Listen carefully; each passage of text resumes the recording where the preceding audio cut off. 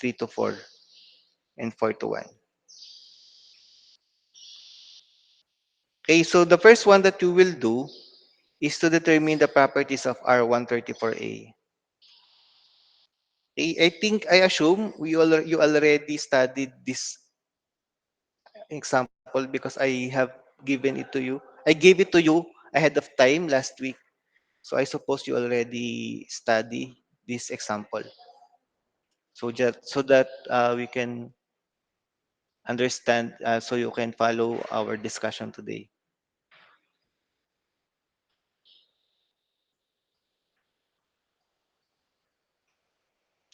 So yeah, first is the properties of R134A. So you can look at the graph or, or on the table. So I think I have provided you the table for R134A, correct?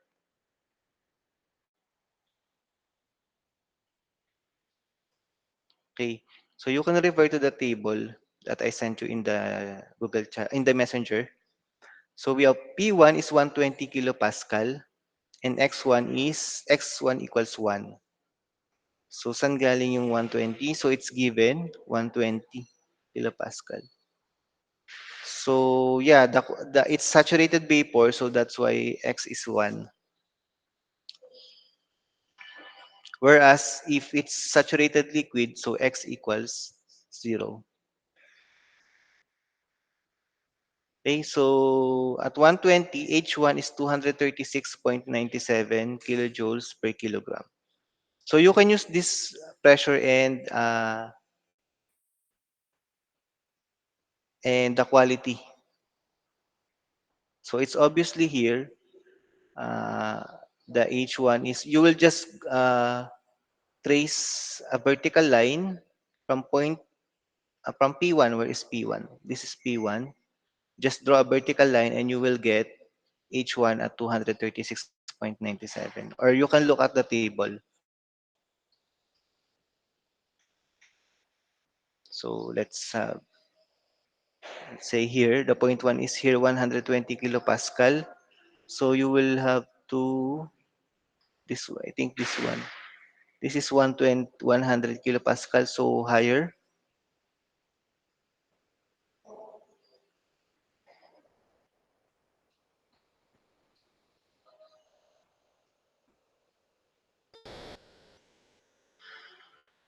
Mm, and then X equals 1. So 1 is here.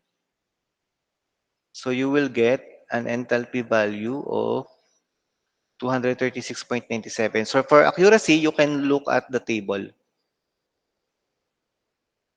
that I provided you. So for the P2, we have 900 kilopascal. So this is for the condenser. And T2 is 75. So given yung temperature, 900 kilopascal and 75. So this is P.2. So saturated liquid, so zero point 0.3 pala. So zero point 0.3 at zero point 0.3 saturated liquid.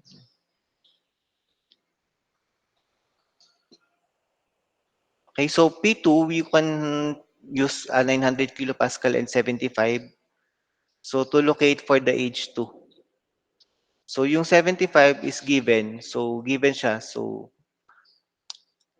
saturated vapor at 900 kilopascal and 75. So you can find the value of enthalpy using this given pressure and temperature.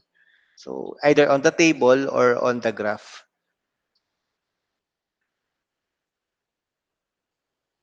Okay, so you will come up. So please double check if the values are correct and inform me if there is some discrepancy.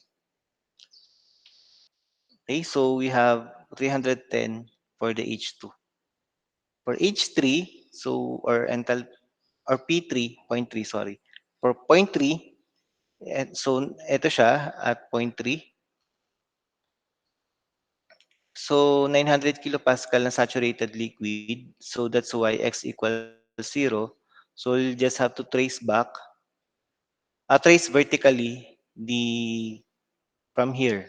So you will get 101.61 kilojoules per kilogram.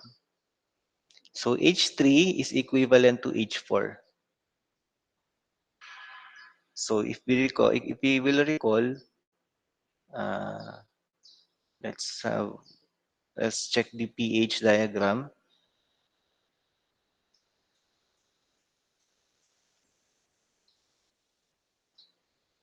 Saan yung pH diagram natin? This one, pressure enthalpy. So H3 equals H4. Okay? H3 equals H4.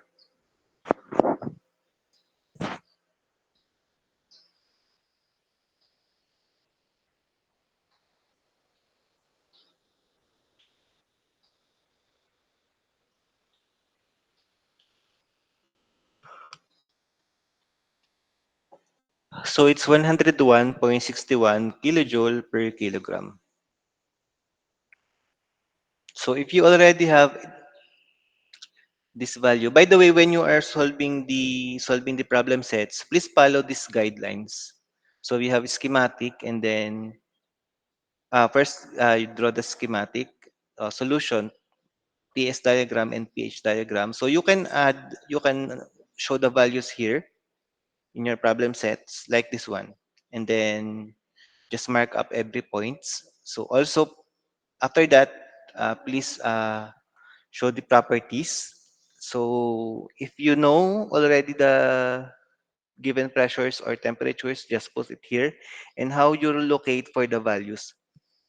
So the values that you use to locate the enthalpy. So you should, for example, in this case, we use P1 and X1 to locate for the enthalpy 1. So yes, let's just show it like this one, like this format.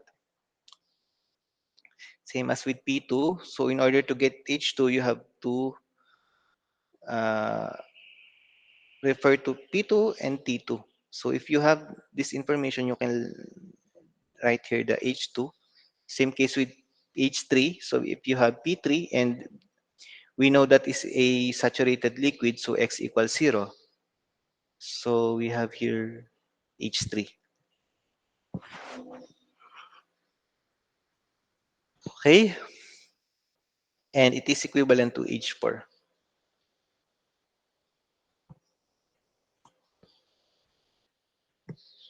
Yeah, please follow this guide or this systematic analysis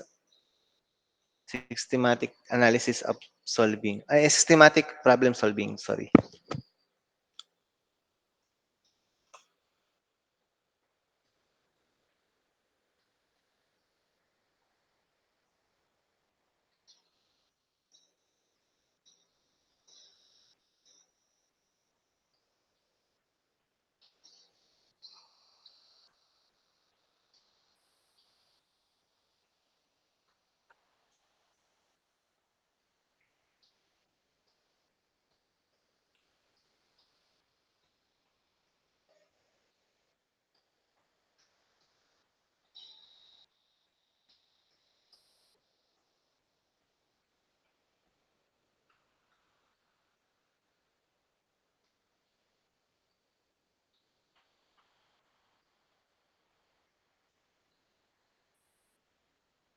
Okay, so let's have some energy analysis here.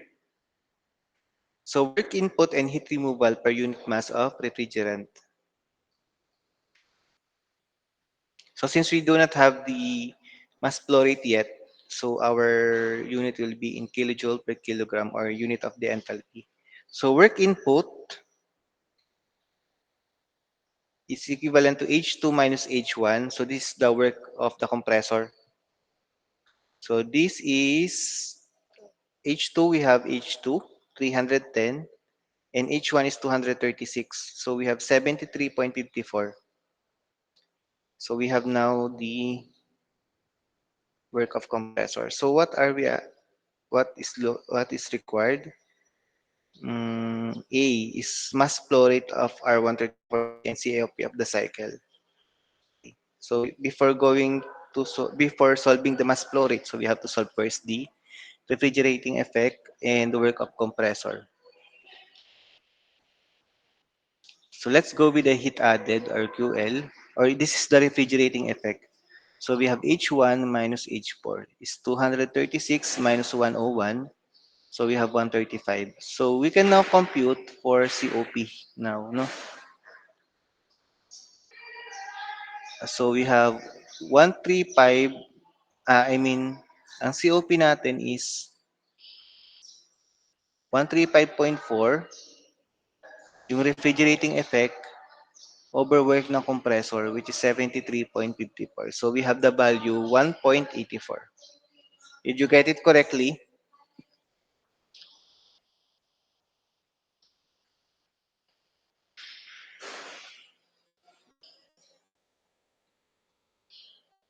Okay, nakuha ba? May nakakuha ba ng tamang sagot? 1.84. So heat reject, refrigerating effect siya, RE overwork ng compressor. Okay. So we have now, then we have to compute the mass flow rate first. Mass flow rate ng refrigerant is equivalent to the refrigerating effect in BTU per hour over the refrigerating effect in kilojoule per kilogram. So yeah, we have given the refrigerating effect in in BTU per hour, so it's equivalent to kilowatt. So just convert it to kilowatt. So we have 3.3412.14. 1 kilowatt is 3.412.14 BTU per hour. So if you now have the kilowatt value, if we divide it by a kilojoule per kilogram, we can get a unit of kilogram per second. So this will be our mass flow rate of refrigerant. Okay? So we have 18,000 as refrigerating effect in kilowatt or BTU per hour. So we convert it to kilowatt, which is 5.275 kilowatt all over 135.4 kilojoule per kilogram. So yung 135.4, yun yung na-compute natin na refrigerating effect in kilojoule per kilogram. So you will get 0.39 kilogram per second. Okay, so did you get it also as well?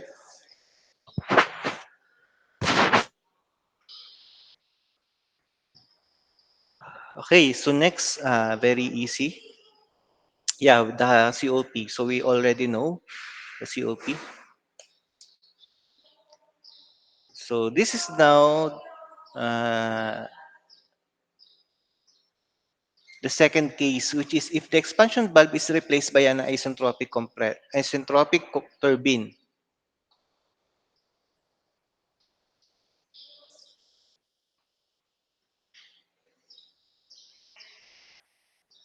So imagine if okay, so expansion valve is from here, process 3 to 4, right? So the state of the liquid normally after entering the expansion valve is a mixture. So there are high percentage of vapor compared to liquid. So if we use the isentropic turbine, as you can see from point 4, so the quality decreases into 4S. So pakaliwa, so bababa yung quality. Ibig sabihin, tataas yung value ng ating liquid refrigerant. So yun yung goal ng ating isentropic turbine to increase the liquid portion of refrigerant and to decrease the vapor portion so that if it enters the evaporator, the efficiency will be increased because there is a low quality or low vapor content. Okay, so yeah, from 4 going to 4S. So we have P3, same pressure at the condenser, and X3 equals 0. So we have S3. We can use this value S3 as reference.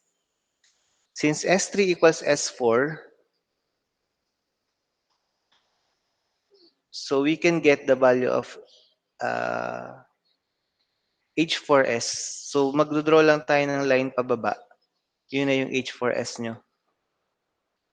Pababa nitong ano, intersection ng pressure tsaka entropy.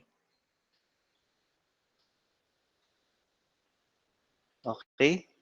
So meron tayong given na pressure na 900 kPa, pressure ng condenser, tsaka pressure ng evaporator na 120. So sa 120, nandito tayo sa 120, no? So ito yung 0.4.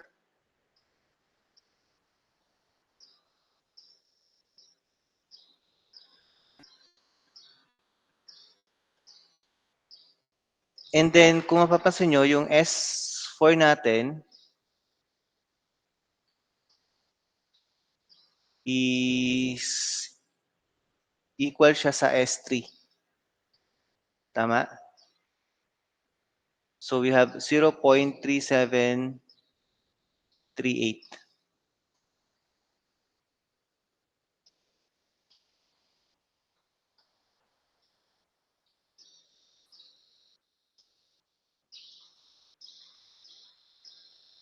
Okay, so based on our TS diagram.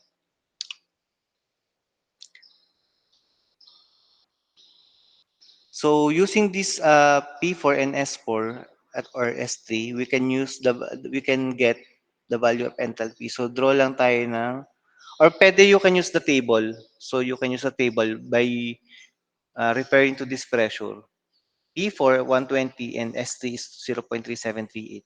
So interpolate and then you will get the value of H4S, which is 92.98. So please double check on the table if the value of the H4S is 92.98. Okay, so you already know how to find values on the table. So it's very easy. You will just interpolate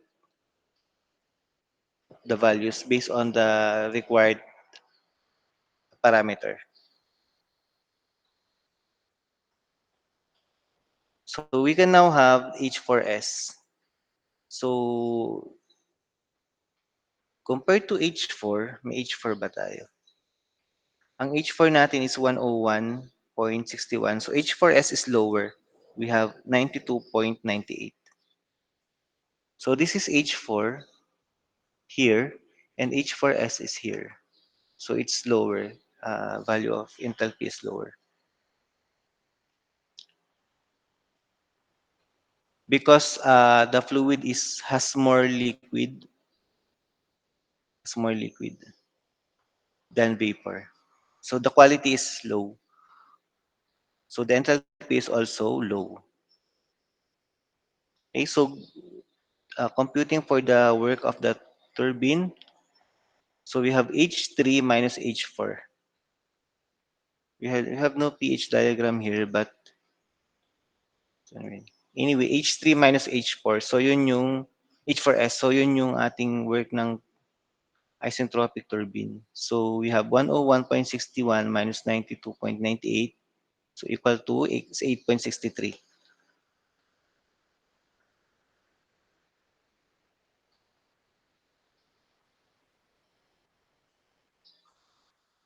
Okay, so work net in is work ng compressor in minus work ng turbine out or isentropic turbine. So yung pumasok sa compressor, or yung work ng compressor ay 73.54 and then yung work ng turbine is 8.63. Again, in order to get the H4S, you have to you have to use the pressure at here, evaporator side, and the entropy. So using this value, you can get the H4S. And then, so work ng isentropic turbine is subtract nyo lang yung H3 minus H4S, which is 101.61 minus 92.98 is 8.63 kilojoule per kilogram. So that value, when subtracted to 73.54, which is the work of compressor, will give you 64.91 kilojoule per kilogram. Okay? So, yun yung work net nung ating isentropic turbine. So next we have heat added or heat refrigerating effect natin. So is H1, instead of H4, we will have H4S, which is 236.97 minus 92.98 is 144. So this is what we are referring earlier. So the higher, in order to increase the refrigerating effect, so previously the value is 135, yung refrigerating effect natin. Pero ngayon, ang value na niya is 144. So there is an increase in 11 kilojoule per kilogram. So when we use the isentropic turbine, or when we subcooled, not subcooled, but decrease the vapor content of refrigerant or decrease the quality, it increases the uh, heat added or refrigerating effect. So from 101 from 100 35.4, so nagi siyang it becomes 144 when decreasing the quality of the vapor. So COP is the refrigerating effect now, which is 144 all over work ng compressor, which is 64.91.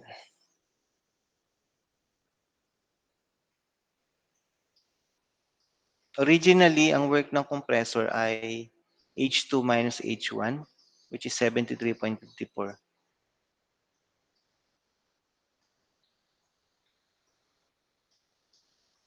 But now it's H3. Ay, sorry, Okay, so yeah. Sinubtract pala natin yung work ng turbine sa compressor. So 73.54 minus 8.63. So yun yung naging work net natin, which is we will use in the formula. COP equals refrigerating effect minus overwork net. So we have 2.21. So sinubtract natin yung work ng turbine, isentropic turbine sa work ng compressor. So ito yun. And yung difference nila, yun yung ginamit natin to compute for the COP. Ang previously, the COP is 1.84. So when we decrease the vapor content of the refrigerant, it becomes 2.21. So that's a good idea to decrease the quality of refrigerant. So the COP increases by 20.1% by replacing the expansion valve by a turbine. So this replacement makes thermodynamic sense since it decreases the work requirement and thus increases the COP. So na-decrease niya yung work requirement from 73.54 naging 64.91. So yun yung work requirement natin or work ng compressor. Na-decrease siya dahil binaba natin yung quality ng ating vapor.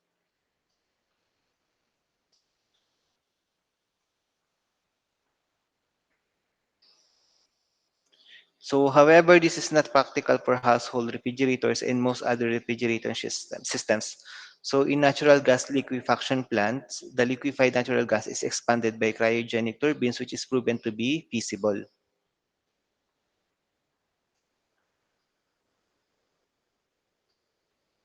Okay, so this is the comparison of the COP from 1.84 now 2.21. So, next ano naman, next na requirement is if the evaporator pressure is 160, previously 120, ginawa nating 160, so mag-iiba yung value ng H4. So okay, so if we make it 160, so magiging iba yung value ng H1 pala. H1 magbabago. From 236, since it becomes 160, it will become 241.12. Okay, so same value ng H4 and then same value ng H2 minus H1. So we will have 2.01 na COP. Kapag ginawa natin 160 kilopascal yung ating point 1.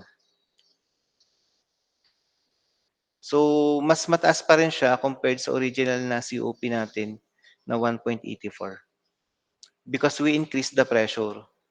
So, that's why the COP is higher. So, increasing evaporator pressure from 120 to 160 kilopascal.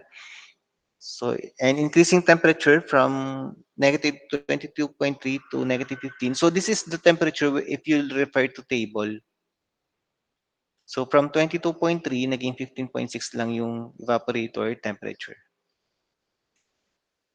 So, it increases the COP from 1.84 to 2.01. So, an increase of 9.2%.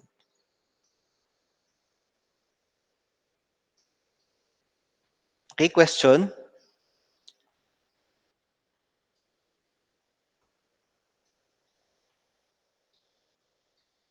Okay, so please study this example. If you have, if you did not get the correct value, maybe there is some discrepancy with on how you look at the table or graph. So, but it should be the same value. So just rounding up of numbers is okay. No issue with that. So, paki-double check lang kung tama yung mga nakukuha yung value by using table at saka graph. So, next one, from ano yun, 900 kilopascal, ibababa natin yung pressure ng condensing refrigerant to 800 na lang. So, what will happen? So, mag-i-increase pa rin ang COP. No? So, ang papalitan nyo lang dito is yung, nasan ba yung 900? Saan ba natin siya ginamit? Sa point 3. So, yeah, point 2. Sa point 2 din, ginamit natin yung 900. So, kinuha natin yung H2 at saka H3. So, H2 at H3 yung magbabago na value. So, if you can recall, ang 800 kilopascal is 310. Ito ba yun? Ay, hindi. Ito pala yun. 311. Previously, it is 310. So, nag-increase yung enthalpy. And then yung H3 natin is 101.61. So, nag-decrease naman siya dito. Naging 95.47.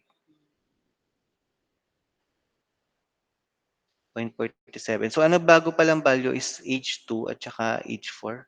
Kasi yung H1, same lang. H1. Yan. So, hindi naman natin binago yung pressure. 120 pa rin. So, dito tayo sa condenser nagbago. So, bago yung value ng H2 at saka H3 nyo.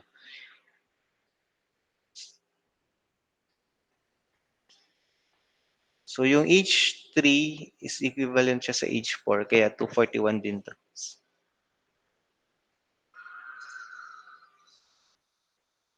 Ay, sorry, H1 pala to, 241.12. Ito yung sa 160. Yung sa isa, 800. Yun, same lang, 236. Ito yung H1 natin. So, H2 nagbago at saka H4. So, we have 1.89. So, nag-increase pa rin ang COP. From 1.84 going to 1.89. Nung dinikrease natin yung condensing temperature from 35 to 31.3. So, why do you think na nag-increase pa rin yung COP nung dinikrease natin yung condensing temperature?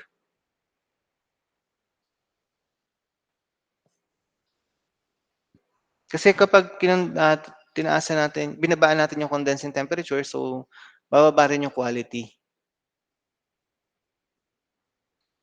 Also, ang nangyari dito is nag-increase yung enthalpy. So, tama ba? 310. Tama, nag-increase yung enthalpy.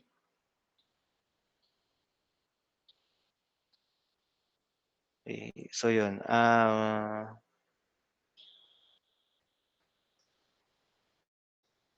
Leading to increase in COP from 1.84 to 1.89. Question?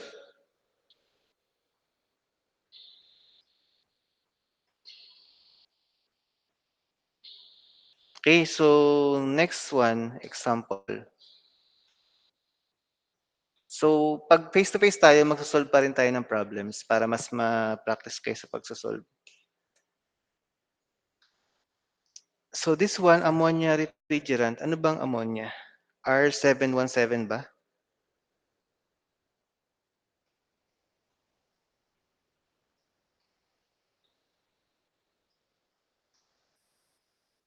Meron na pala akong solution dito na nalagay. So, yeah.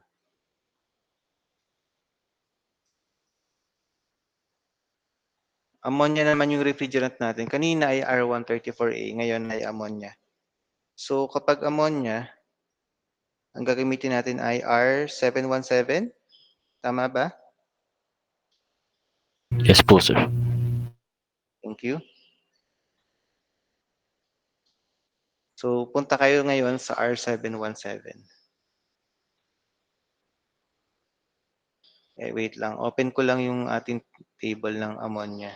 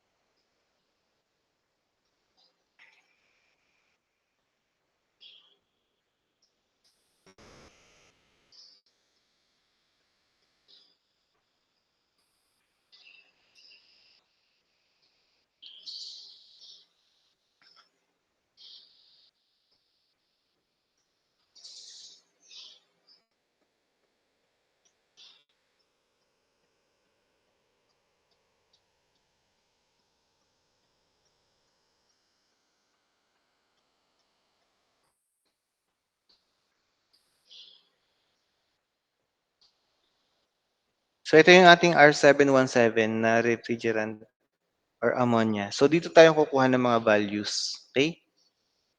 So, punta tayo sa ating example. A standard vapor compression cycle developing 100 kilowatt of refrigeration ammonia using ammonia refrigerant operates with a condensing temperature of 36 degrees and an evaporating temperature of -20. Calculate the refrigerating effect in kilojoule per kilogram, circulation rate of refrigerant in kilogram per second, the power required by the compressor in kilowatt, and the coefficient of performance, the volume flow rate measured at compression suction line in liter per second. So, and then the power per kilowatt of refrigeration and then the compressor discharge temperature. So, ganyan kadami yung mga pinapahanap sa atin no, kapag mag-solve tayo ng problem sa refrigeration. So, unahin natin yung go first with okay, so we are already given with the refrigerating effect of 100 kilowatt. So from here you can get the refrigerating effect I mean you can get the mass flow rate because if you calculate for the refrigerating effect in kilojoule per kilogram, just divide this 100 by those value. Okay, so first, so this one, this is the 100 kilowatt refrigerating effect. Can you see it? So it's already given.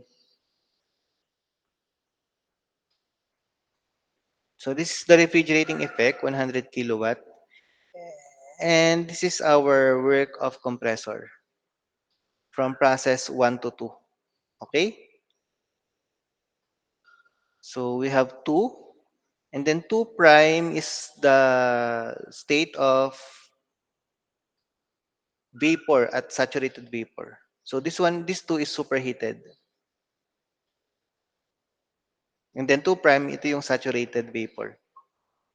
Okay, then process 4 to 1, process 1 to 2, and then 2 prime to 3, 3 to 4, 4 to 1. Okay?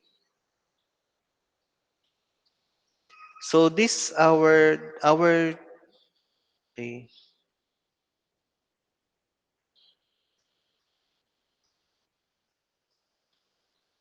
from this point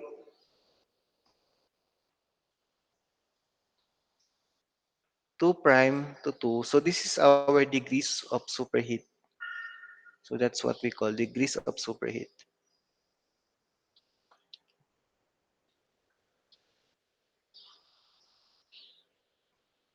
So H1 equals Hg at negative 20.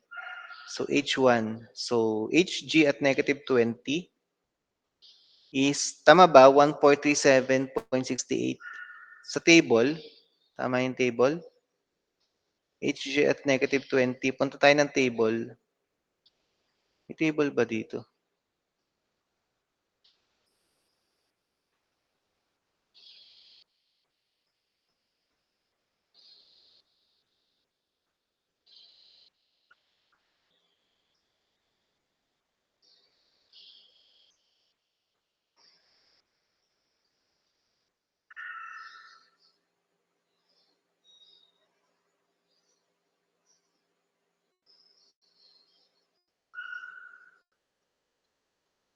Ito, table A-3, ammonia refrigerant.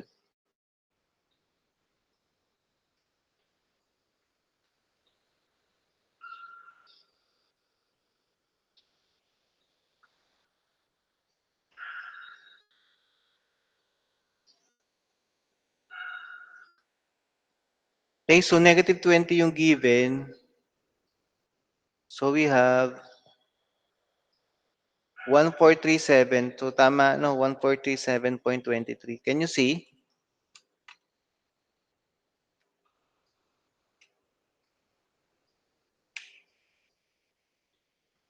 Zoom na out natin. So ito, 1437.23 Hg at negative 20 kasi siya ay saturated vapor. Yan.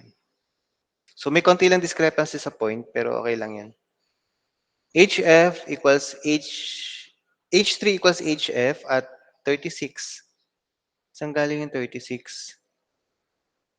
So given yung iba condensing temperature, so sa H3, itong H3 ay saturated liquid. So HF, no, punta tayo sa table, HF at 36. So nasan yung 36 natin? Ito, HF. So we have 366 point, ay sorry, 370.957. Check natin. Ayun, 370.96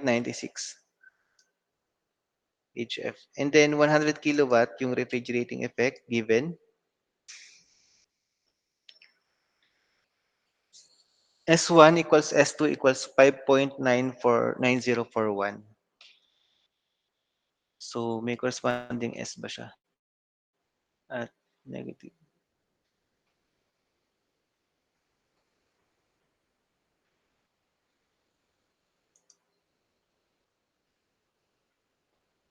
S at negative 20.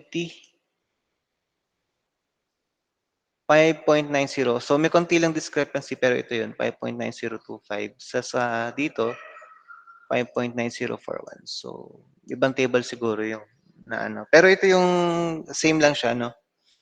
May konti lang discrepancy sa decimal point. And then S2 prime, kung mapapansin niyo siya, S2 prime here it is the SG or saturated vapor. At nasa saturated vapor line siya, so SG siya. SG at 36. So we have 5.1978. If you look at the table,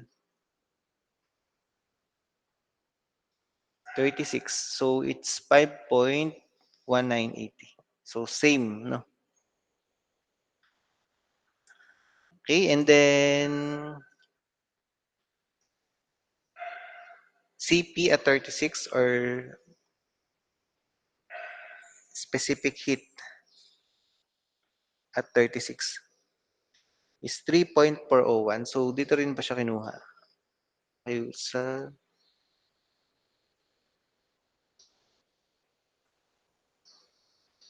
wala sa table yung specific heat.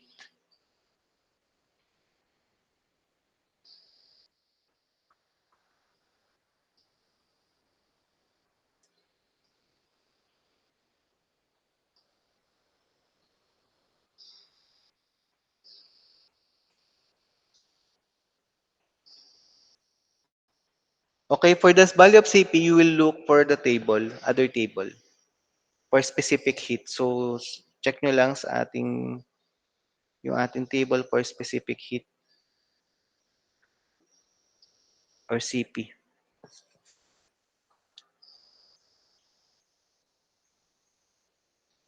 Okay, so from that, gagamitin kasi natin yung CP sa pagkuha ng H2.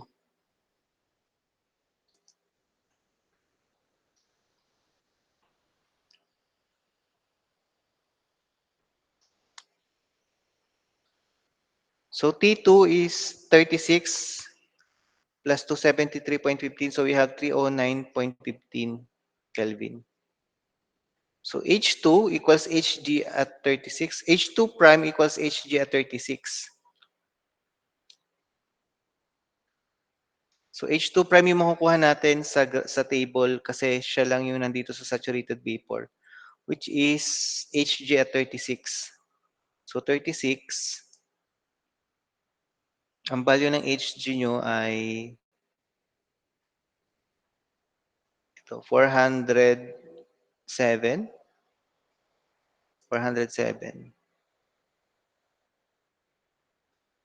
Ay, hindi pala. Wait lang. Hg pala.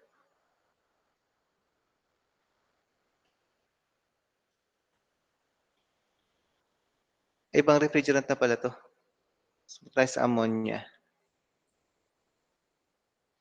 36. 1488.9. 1488. Yan, tama. 1488. So, the next one is solving for T2. So, T2 is here. T2 is here. Yeah, degrees superheat. Makukuha natin yung degree superheat later pag nakuha natin yung T2. Ang T2 prime ay 36. So, dapat mas mataas siya sa 36. So, using your recalling your formula in thermodynamics. So, S2 equals S2 prime plus CP2 prime times ln of T2 over T1.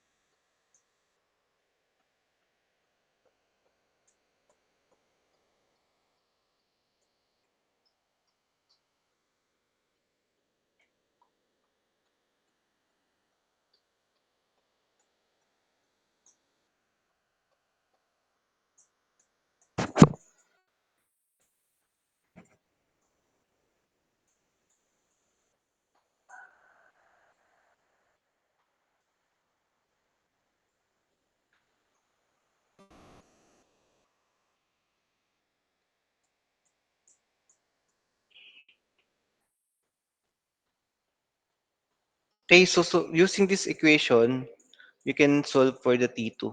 380.51. Ang T2 prime is 309. So mas mataas yung T2 kaysa sa T2 prime. So ang degree superheat natin ay yung difference nito. So we have 380 minus 309 is 300 ay 71. So yung degrees of superheat, 71 Kelvin.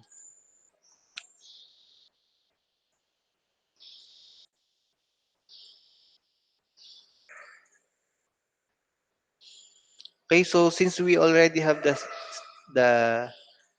T2, we can now solve for H2. So we have H2 equals H2 prime plus CP2 prime. So multiplied by the quantity T2 minus T2 prime. So we have 1488.7. So that's H2 prime plus CP of 3.401. So this is specific heat of ammonia at 36, which is 3.401. I will provide you the table later for this. And then T2 minus T2 prime is 380.51 minus 309.15. So this is in Kelvin. And then H2 equals 1731.4 kilojoule per kilogram. So here, in superheated steam, the enthalpy is higher than the saturated vapor state. So it is 1731. Ang H2 prime nyo, ito, dito sa part na to ay 1488. So mas mataas yung dito sa 2. Kita naman sa graph, no? You can see on the graph that H2 is higher than H2 prime, which is 1731.4 kilogram. Okay.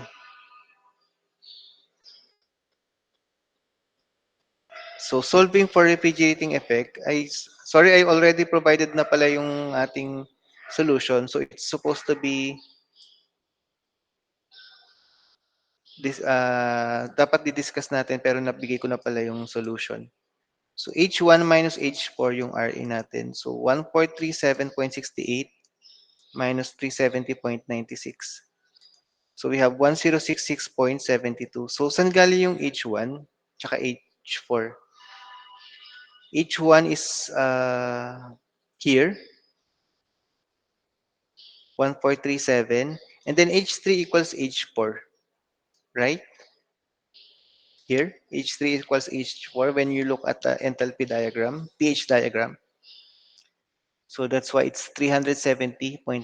So we can get a refrigerating effect in terms of kilojoule per kilogram. The value is 1066.72. So in order for you to solve for the mass flow rate, you have to divide the given 100 kilowatt by 1066.72 so that the answer will be in kilogram per second. So this is the correct answer for the mass flow rate of refrigerant. 0.0937 kilogram per second.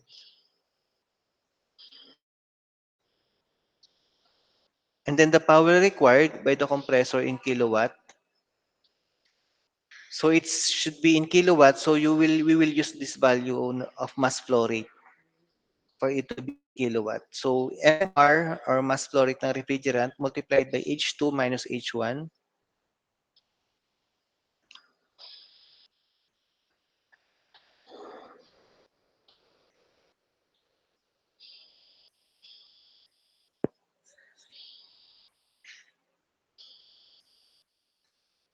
So we have 0.0937 times 1731.4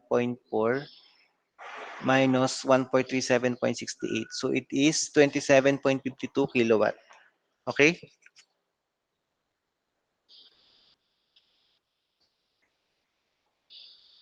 Question? Do you have any question?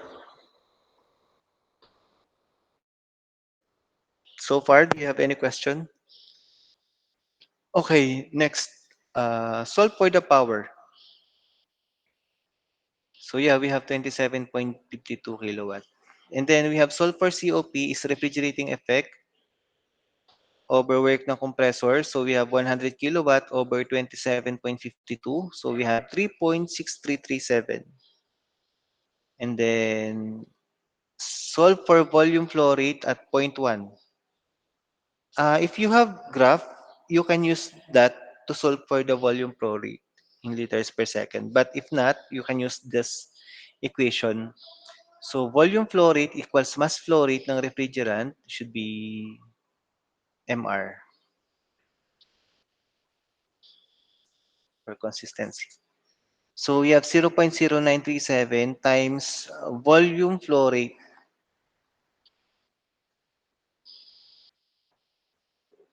times V1. So the answer should be in liter per second. So so where did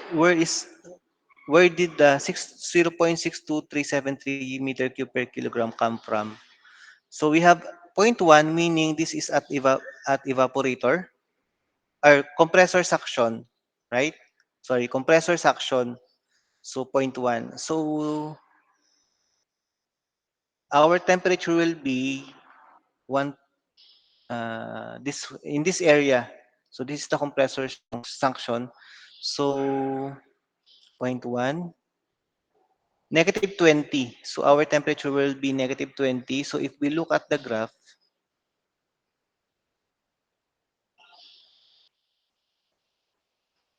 or table, negative 20, then we can get the VF.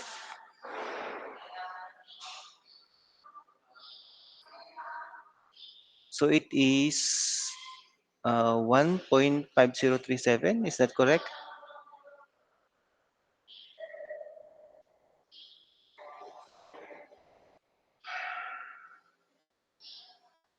This is ano pala. Ah, dapat pala yung sa gas tayo, gas. So 0.622 to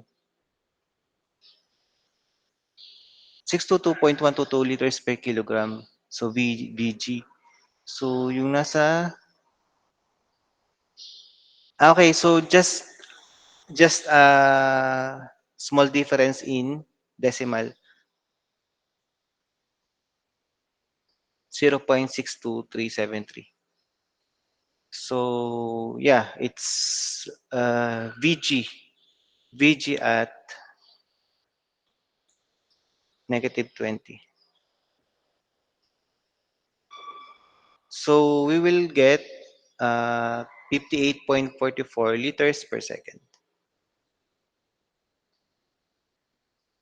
Convert nyo lang sa liter per second. Kasi yun yung hinahanap na units. Okay?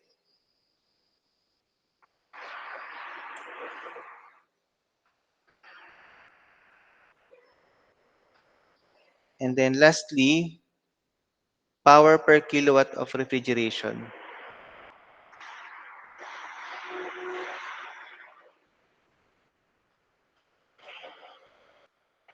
So we have work of compressor over refrigerating effect. So when we say power per kilowatt of refrigeration, it's the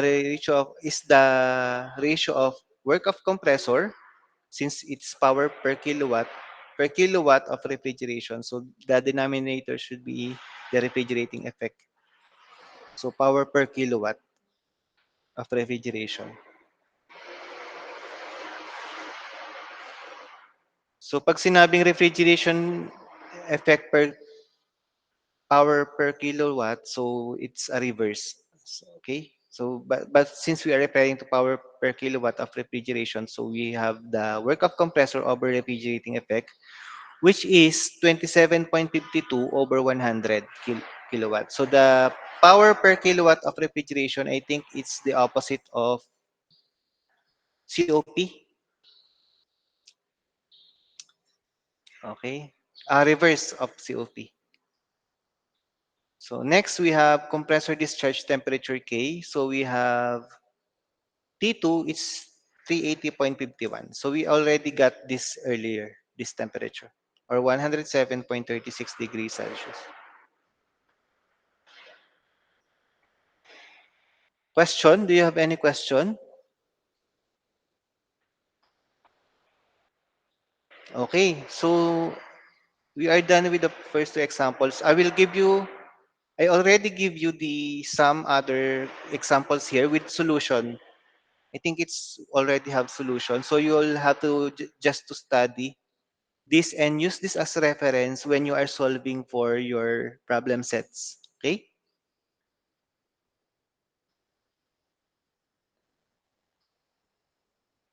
So try to solve and try to verify the values here if this is correct. And then this will be your guide in solving the problems on problem sets and on our major exams. Okay, so that's our simple vapor compression refrigeration system or standard vapor compression refrigeration systems. Okay, so I will give you enough time to work on your problem sets and study these examples here. Okay?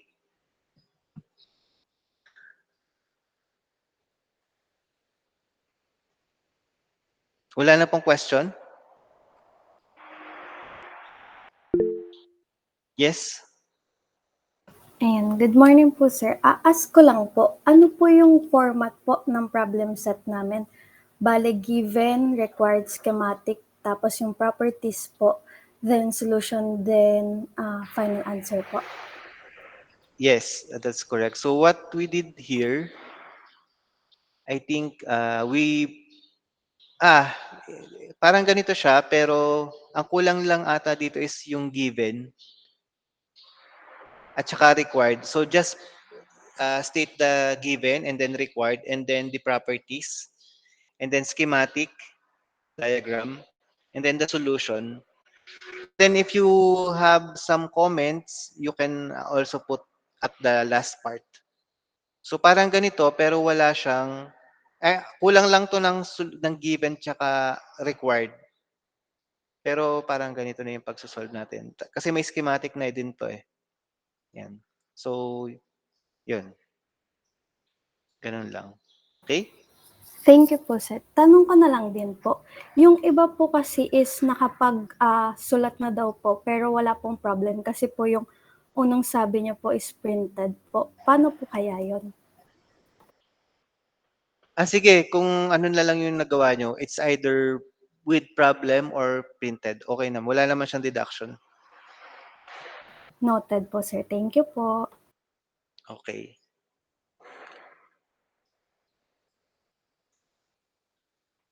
Okay na? May questions? Ay sir, meron pa po May... palang dagdag po.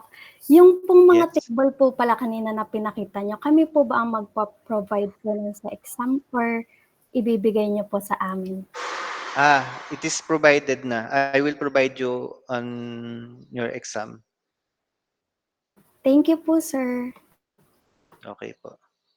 Para parehas tayo ng table. I think I already provided you na yung ating tables ng kagaya ng ginamit natin kanina. I think I sent it to you na sa Messenger. Okay. So yun pa rin naman yung gagamitin natin. Hanap lang ako mas clear version.